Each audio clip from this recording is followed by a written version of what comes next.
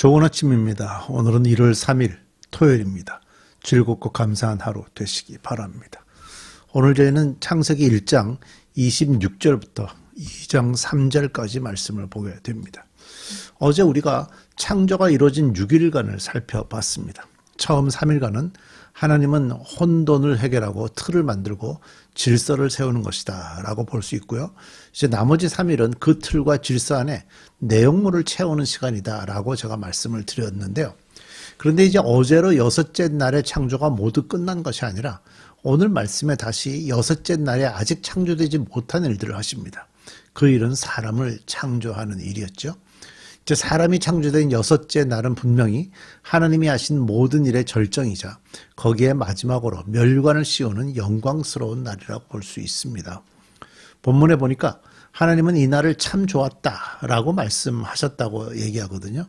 그래서 하나님이 마지막 날까지 온 세상을 창조하시고 특히 마지막 날 사람을 창조하시고 아주 기뻐하셨다라고 성경은 기록하고 있습니다. 자, 바벨론 신화에도 보면 창조에 대한 이야기가 나옵니다. 이제 그런데 그곳에서는요, 사람의 일로 인해서 굉장히 피곤해진 신을 위로하기 위해서 사람이 창조되었다라고 나오거든요. 그러나 창세기에서는 사람은 사람만의 고유한 지위를 부여받습니다. 그러면서도 사람은 창조주이신 하나님과 완전하게 구별되지요. 사람은 하나님으로부터 나지 않고 창조되었습니다.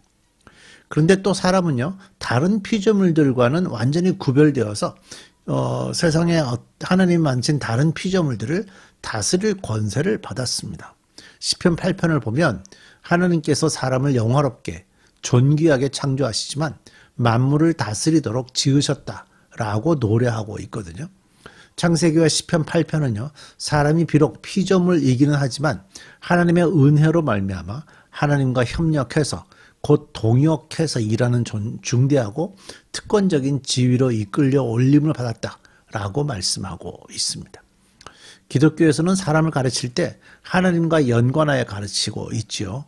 그래서 창조 신학을 잘 공부하면 사람이 어떤 존재인지, 이 말씀을 듣는 여러분들이 어떤 존재인지를 제대로 알게 됩니다. 자, 오늘도 함께 창조 신학으로 들어가 보십시다. 자, 1장 26절입니다. 하나님이 말씀하시기를 우리가 우리의 형상을 따라서 우리의 모양대로 사람을 만들자. 그리고 그가 바다의 고기와 공중의 새와 땅 위에 사는 온갖 들짐승과 땅 위를 기어다니는 모든 길 짐승을 다스리게 하자 하시고 하나님이 당신의 형상대로 사람을 창조하셨으니 곧 하나님의 형상대로 사람을 창조하셨다. 하나님이 그들을 남자와 여자로 창조하셨다. 자, 창세기 1장의 내용이 모두 중요합니다. 그렇지만 이제 특히 26절, 27절 말씀이 그 중에서도 특별하게 중요한 말씀이다 라고 볼 수가 있죠. 하나님은 짐승들을 또 식물들을 모든 생물들을 종류대로 다 독특하게 창조하셨지만 사람을 창조하실 때는요, 특별한 회의를 거쳐서 창조하셨다고 성경에 기록되거든요. 26절을 보면 우리라는 단어가 반복적으로 나오죠. 우리의 형상을 따라 우리의 모양대로 사람을 만들자 라고 기록하고 있어요. 그러니까 우리는 하나님 한 분을 의미하는 것이 아니고요, 복수입니다. 복수. 그래서 이 우리는요, 성부 하나님과 성자 하나님과 성령 하나님을 지칭합니다. 하나님의 형상대로 하나님의 모습을 따라 창조하셨지만 이 형상, 이 모습이 다 성부와 성자와 성령 하나님을 가리키고 있습니다. 곧 이 세 분 하나님이 함께 회의를 하면서 창조하신 존재가 바로 사람이라고 성경이 기록하고 있는 거죠. 그렇다면 하나님의 형상대로 하나님의 모습대로 창조되었다는 것은 첫째로 어떤 의미가 있냐? 인격적으로 창조되었다. 인격적이란 말은 지정의를 가지고 있다는 거죠. 그래서 하나님을 만나서 대화할 수 있고요. 하나님이 가르치시면 그걸 이해할 수 있고요. 하나님의 마음속으로 들어갈 수 있는, 하나님의 마음을 이해할 수 있는 그런 인격적인 모습으로 우리가 창조되었다라고 말씀하고 있는 겁니다. 그래서 하나님의 마음을 알아갈 수 있는 존재가 사람입니다. 다른 짐승들은 그런 게 없죠. 사람은 하나님의 마음을 알아갈 수 있는 존재. 그래서 우리가 예배 시간에도 종종 그런 찬양들을 하고 있고요. 하나님의 눈이 머무는 곳에 나의 눈이 있기를 원한다. 그런 찬양도 우리가 하고 있죠. 그 이유는 뭐죠? 우리가 인격적으로 창조되었기 때문이고요. 둘째는요. 관계적 존재로 창조되었다라는 의미입니다. 그러니까 사람을 남자와 여자 두 모습으로 만드시고 혼자 살아가는 것이 아니라 서로 사랑하고 연합하는 관계적 존재로 창조하셨다는 것을 의미합니다. 이 관계적 존재라는 것이 사람과 사람의 관계 또는 사람과 하나님과의 관계 또 사람과 자연과의 관계 등 사람들은 혼자 살아가는 존재가 아니라는 것을 말씀해 주고 있는 거죠. 세 번째는 뭐냐면요. 하나님의 형상대로 창조되었다는 것은 하나님을 대리해서 세상을 다스릴 수 있는 권한을 받았다 하는 의미를 가지고 있습니다. 자, 이 부분은요. 28절에서 확인할 수 있거든요. 28절 읽어볼게요. 하나님이 그들에게 복을 베푸셨다. 하나님이 그들에게 말씀하시기를 생육하고 번성하여 땅에 충만하여라. 땅을 정복하여라. 바다의 고기와 공중의 새와 땅 위에서 살아 움직이는 모든 생물을 다스려라 하셨다. 자, 여기 나오는 단어들이 굉장히 중요합니다. 특히 동사들이 중요한데요. 생육하고 번성하여 땅에 충만하라. 땅을 정복하여라. 모든 생물을 다스려라. 생육하고 번성, 충만, 정복, 다스림 이런 단어들이 나오죠. 그러니까 하나님의 형상되었다라는 형상대로 창조되었다라는 의미를 여기에 다 담아 놓으신 겁니다. 근데 이제 우리가 보통 우리가 뭐 정복, 다스림 이런 단어들을 보면 우리는 이제 독재를 상상하는 경향들이 있어요. 왜냐면 우리가 세상에서 많은 나라가 그런 역사를 겪었고요.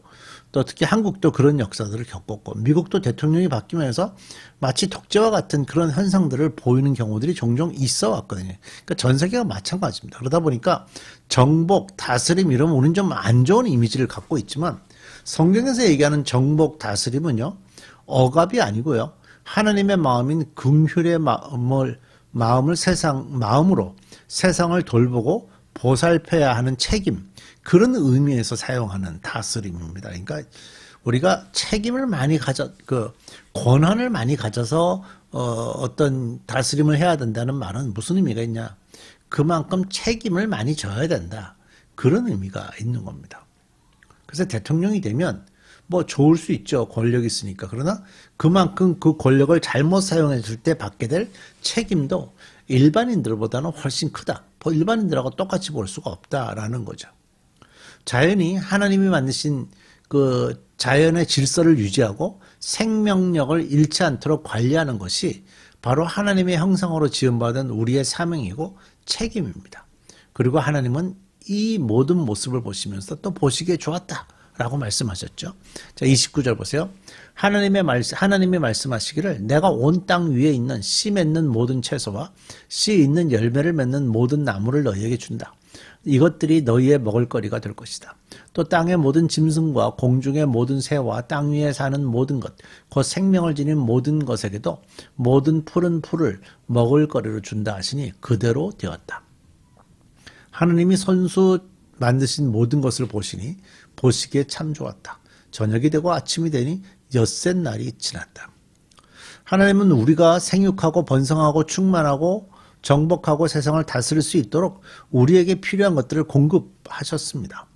우리 사람에게 필요한 것을 또 먹을 것을 공급하신 것처럼 하나님이 창조하신 생명이 있는 모든 존재들에게도 필요한 식물을 또 공급하셨습니다. 그리고 이런 모습이 그대로 이루어지는 것을 보시면서 보시기에 참 좋았다라고 말씀하셨습니다. 하나님이 보시기에 참 좋았다라는 것은 창조 세계가 하나님의 목적에 완벽하게 부합하여서 아름다운 조화를 이루었다라는 것을 보여주는 거죠. 하나님이 세상을 창조하셨을 뿐만 아니라 하나님이 창조하신 세상은 선하고 아름다운 세상입니다. 자, 2장으로 가죠. 1절, 2절, 3절입니다. 하나님은 하늘과 땅과 그 가운데 있는 모든 것을 다 이루셨다. 하나님은 하시던 일을 엿새 날까지 다 마치시고 이렛 날에는 하시던 모든 일에서 손을 떼고 쉬셨다. 이렛 날에 하나님이 창조하시던 모든 일에서 손을 떼고 쉬셨으므로 하나님은 그 날을 복되게 하시고 거룩하게 하셨다. 자, 인간 창조가 창조의 절정이라면요, 안식은 창조의 완성이자 목적이라고 할 수 있습니다. 하나님은 일곱째 날 모든 창조를 마치고 쉬셨죠.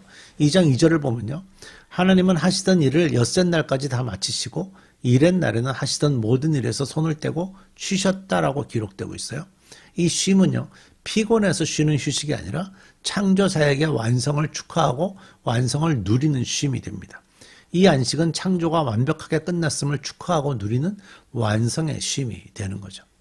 그런데 감사하게도요, 하나님은 이 쉼을 하나님 혼자 누리시는 것이 아니라 모든 피조물들에게 피조물들도 이 쉼을 누릴 수 있도록 그들을 초대하고 함께 누릴 수 있게 하셨습니다. 그래서 하나님은 일곱째 날인 이 안식일을 복되게 하시고 거룩하게 하셔서 우리로 지키게 하신 거죠. 그래서 안식일은 하던 일을 멈추는 날이고 하나님이 하신 일을 기뻐하는 누림의 날입니다. 또 안식일은 하나님께 새 창조의 힘을 공급받는 날이 되죠. 오늘 우리는 안식 후 첫날 있었던 예수님의 부활을 기념해서 주일을 안식일로 지키고 있습니다. 자, 우리는 일을 멈추고 함께 드리는 주일 예배를 통해서 하나님의 창조를 기억하고 또 기념하면서 하나님의 돌보심을 온전히 신뢰하면서 하나님의 쉼을 누려가야 합니다. 바로 내일입니다.